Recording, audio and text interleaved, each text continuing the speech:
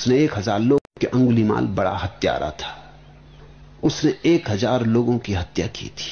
उसने कसम ली थी कि 1000 लोगों को मार के उनकी अंगुलियों की माला बना के पहनूंगा। इसलिए उसका नाम अंगुली माल पड़ गया था, क्योंकि अंगुलियों की माला उसने पहन ली थी। उसने 1000 लोग मार डाले थे। वो बड़ा भयंकर हत्यारा था बुद्ध के समय का।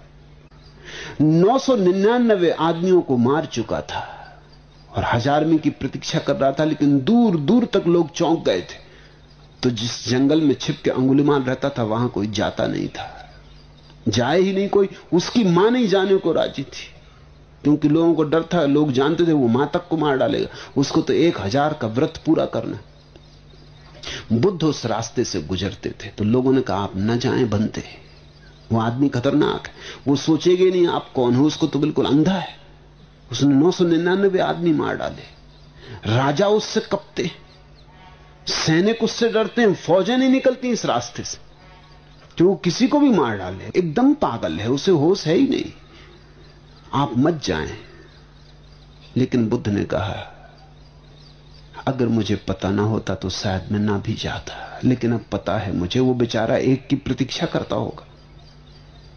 999 मार डाले ना, उसको 1000 आदमी चाहिए, उसकी प्रतिज्ञा का क्या होगा ये भी तो सोचो। तो मैं जाता हूं। तो बुद्ध गए, उनके साथी संगी भी पीछे छूट गए। ऐसे समय कौन साथ कौन संगी। जब बुद्ध गए तो अकेले ही रह गए।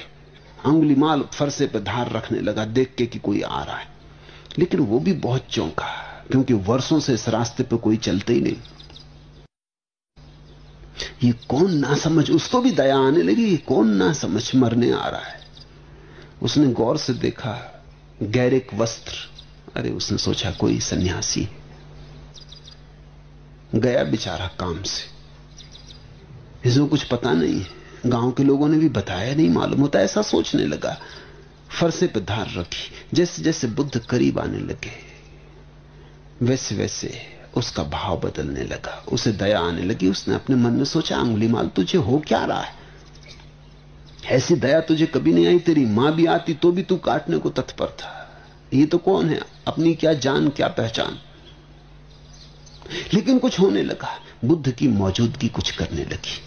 वो तरंगें बुद्ध की, वो शांति बुद्ध की, वो हवा बुद्ध की, वो सुगंध बुद्ध की कुछ करने लगी। जब वो थोड़ी दूर रह गए तो अंगुलीमाल चिल्लाया। उसने कहा कि रुक जाओ वहीं, अगर आगे बढ़े तो खतरा है। ये फरसा देखते हो, ये अंगुलियां देखते हो, मैं अंगुलीमाल हूं, मेरा नाम सुना।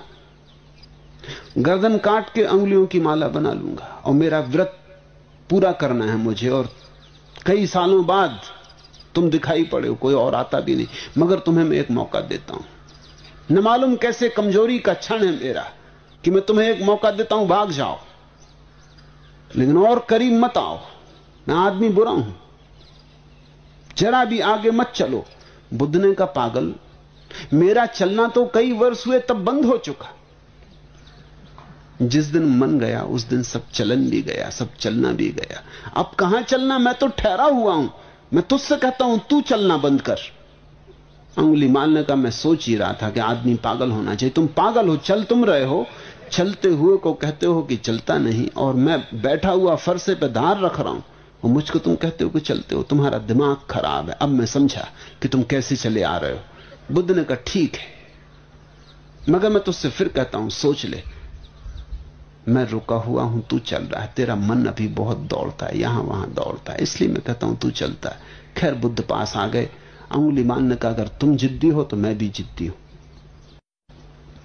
मुझे शक होता है कि हो ना हो तुम गौतम बुद्ध हो जिनकी मैंने खबरें सुनी, क्योंकि जिन लोगों को मैंने मारा उनमें से कई ने मुझे कहा कि ऐसा लगता है सिवाय गौतम बुद्ध के तुझे कोई भी बदल ना सकेगा। हो ना हो तुम वही हो, मगर भूल जाओ मैं भी अंगुलीमाल हूं। अपनी तैयारी कर ले, फरसे पे धार रख ले, मैं बैठा हूं।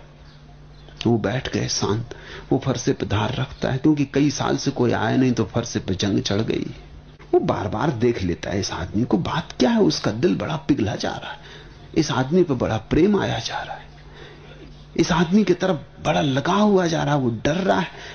थोड़ी देर करने लगा फरसे पे धार रखने में, और थोड़ी देर जी ले, इस आदमी का साथ बड़ा प्यारा है, फिर मर जाएगा, फिर कब ऐसा आदमी मिलेगा? वो और देर लगाने लगा। बुद्ध ने कहा, मुझे लगता है तुम जरा देरी लगा रहे।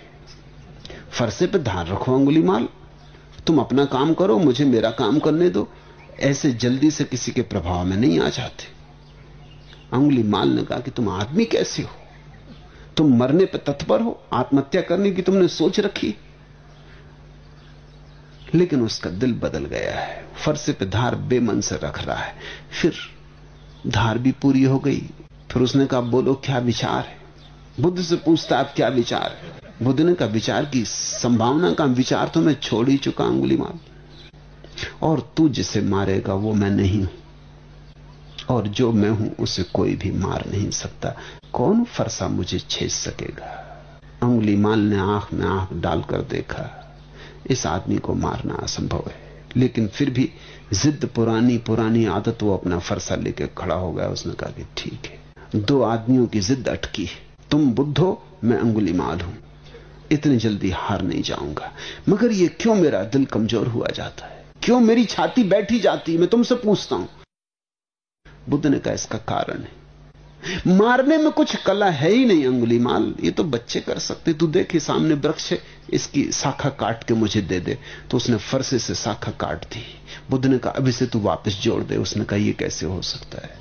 तो बुद्ध ने कहा, काटना मारना तो बहुत आसान है, जोड़ के कोई आदमी महान बनता है, काट के कोई महान बनता है। अब तू मेरी गर्दन काट दे, बात खत्म हो गई।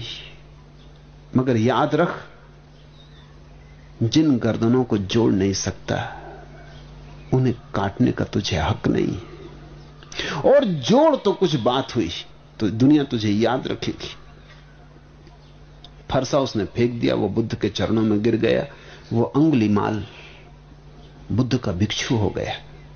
उसका भय ऐसा था कि जब खबर फैल गई कि बुद्ध तो मारे नहीं गए, उल्टा अंगुलीमाल मारा गया, तो खुद सम्राट अजातशत्रु उसे देखने आया, क्योंकि अजातशत्रु के तक प्राण कपते थे। वो आया और उसने कहा कि बनते, मैंने सुना है अंगुलीमाल भिक्षु हो गया, विश्वास नहीं आता। अगर ये हो सकता है तो सब कुछ हो सकता है। ये मुझे विश्वास नहीं आता, मैं मान ही नहीं सकता, इसमें कुछ अफवाह में झूठी बात है। बुद्ध ने कहा, आप माने या न माने, ये पास जो भिक्षु बैठा कौन है? वो बुद्ध के पास ही बैठा पंखा कर रहा था। ये सोच के ही कि ये अंगुलीमाल है, अजातशत्रु ने अपनी तलवार निकाल ली। उसने कहा, ये खतरनाक आदमी है, कोई धोखाधड़ी की हो, बैठा हो बन के भिक्षु और एकदम हमला कर दे। बुद्ध ने कहा, तू तलवार भीतर रख, तलवार की कोई जरूरत नहीं अजातशत्रु। ये अंगुलीमाल वो अंगुलीमाल नहीं, ये और ही हो गया। जब अंगुलीमाल गांव में भिक्षा मांगने गया, जैसा भिक्षु को जाना पड़ता था, तो गांव के लोगों ने दरवाजे बंद कर लिए, दुकानें बंद हो गई, लोग अपनी छतों पर चढ़ गए और लोगों ने पत्थर इकट्ठे कर लिए। और कहते हैं, जब अंगुलीमाल बीच सड़क पर था तो लोगों ने उसे पत्थर मारे, कायर कमजोर लोग। और अंगुलीमाल बीच में खड़ा रहा, उसके सिर पे पत्थर गिरते रहे और लहू बहता रहा। बुद्ध को खबर मिली, वो आए, आखिरी घड़ी थी। बुद्ध ने उससे कहा, अंगुलीमाल तेरा क्या भाव है? उसने कहा, आप और पूछते हैं, ठहरे हुए का क्या भाव, रुके हुए का क्या भाव? तेरे मन को कुछ हुआ अंगुलीमाल? अंगुलीमाल ने कहा, नहीं, कुछ भी नहीं हुआ, देखता रहा, साक्षी था। तो अंगुलीमाल ने कहा, होता भी क्या, मैं देखने वाला हूं, दृष्टा हूं, यही तो आपने समझाया। बुद्ध उससे बोले, अंगुलीमाल तू ब्राह्मण होके मर रहा है, तू ब्रह्म ज्ञान को उपलब्ध होके मर रहा है, तू अरहत को उपलब्ध हो गया, तू अरिहंत हो गया। ऐसा जब अंगुलीमाल मर गया तो और भिक्षुओं ने पूछा बुद्ध को, भंते अंगुलीमाल मरकर कहां उत्पन्न हुए? बुद्ध ने कहा, भिक्षुओं, मेरा वह पुत्र परिनिवृत्त हो गया, परिनिर्वाण को उपलब्ध हो गया है, अब उसका जन्म नहीं होगा, वो जन्म मरण के पार हो गया है, अब वो वापस नहीं लौटेगा। भंते, भिक्षुओं ने कहा, इतने मनुष्यों को मारकर? भिक्षुओं को भरोसा ना आया, ऐसा पापी परिनिर्वाण को उपलब्ध हो गया। हां भिक्षुओं, बुद्ध ने कहा, सोए सोए उसने बहुत पाप किए, लेकिन जागकर पुण्यों से उसने उन्हें काट डाला। ऐसे वह शून्य भाव में डूबकर निर्वाण को उपलब्ध हो गया है कि अंगुलीमाल बड़ा हत्या